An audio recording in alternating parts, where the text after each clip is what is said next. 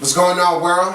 It's your boy Gemini Brown here, back with another episode of Nalo Kicking Knowledge. Today, we'll be discussing North Node or Rahu in the first house, South Node or Ketu in the seventh house. And what I wanted to do was I wanted to apply this to North Node in Aries, South Node in Libra as well. But I'm keeping in mind how people think, and people think kind of literal. So we're going to primarily just focus on the houses, okay? And then it's up to you to implement your own sign in and you know how that works.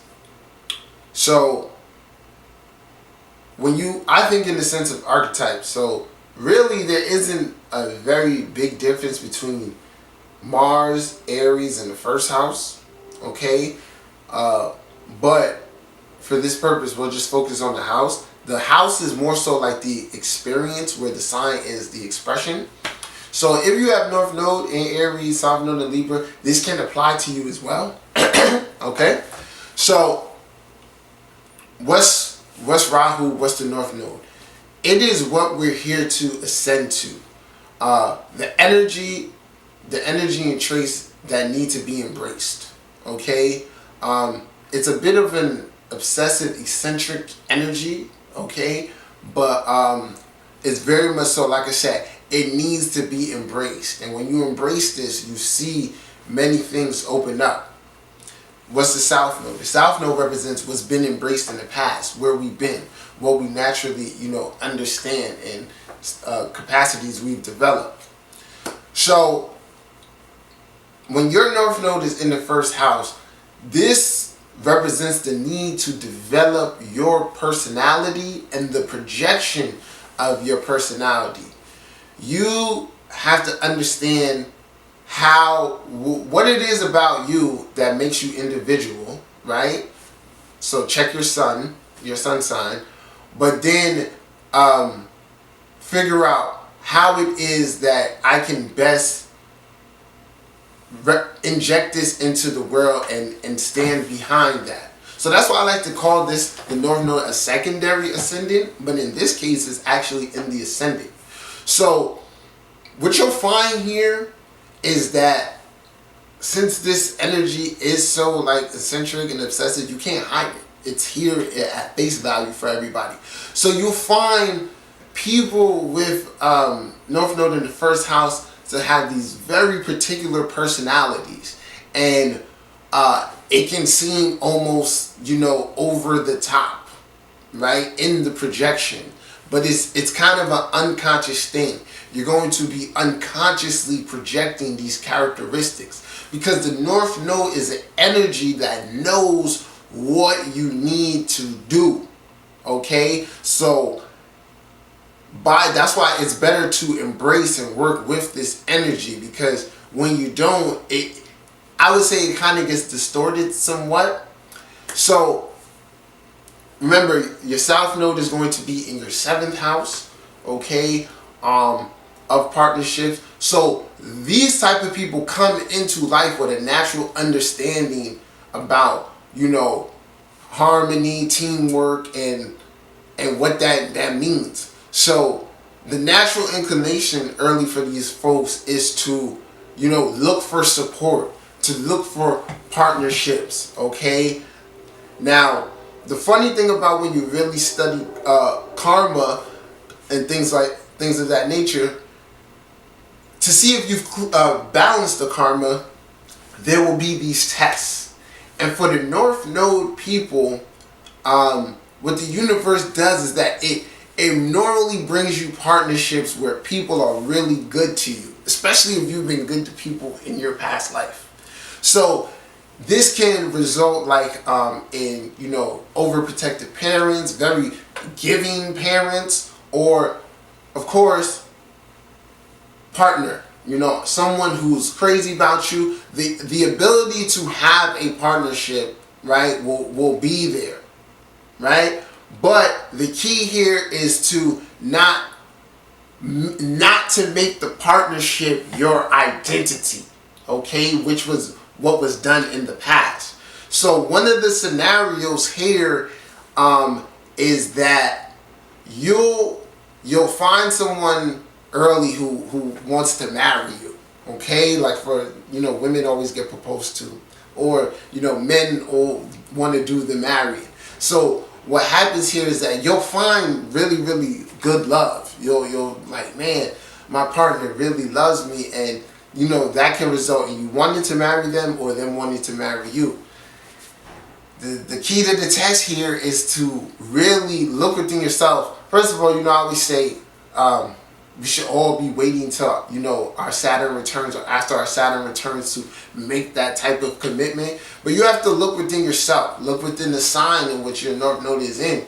If your North Node is in Capricorn, am I as successful as I want to be, as I need to be? Have I cultivated enough success? If it's Aries, do I have a good understanding of who I am, in projecting my personality? You have to ask yourself this. And no matter what age you're at, even if it's 35, and you haven't fulfilled that North Node and, really become comfortable in your own personality, it's not the right time to get married. So what happens then in one of these scenarios is that the person will get married early, and then they fall right back into the past life karma of being submissive, losing their identity within this partnership.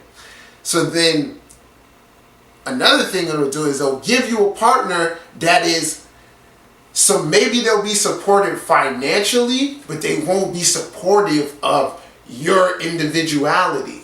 So it's going to lead to some type of resentment, of feeling like, wow, like I can't be who I want to be. So the wisdom is to, before you settle, right, become who you want to be. Embrace your personality. Project it out there. But the key wisdom here is that you can have a successful partnership, but it will be a little difficult, because what the North Node wants here is success. They want admiration. Okay, they want to become the planet that rules their sign. So if it's Taurus, this person wants to be surrounded by luxury and admired for their ability to cultivate that. Okay, if the North Node is in Cancer, they want to be they want to nurture others. They want to be seen as that. And this all leads, like I said, you want to look at where the depositor is and how that what's going on in that area of life, because that's where the large bulk of the experience is going to occur. This is where you need to really inject your personality. Just to give you some examples, Oprah is a North Node in Capricorn, I believe. Okay, and her Saturn is in her 10th house.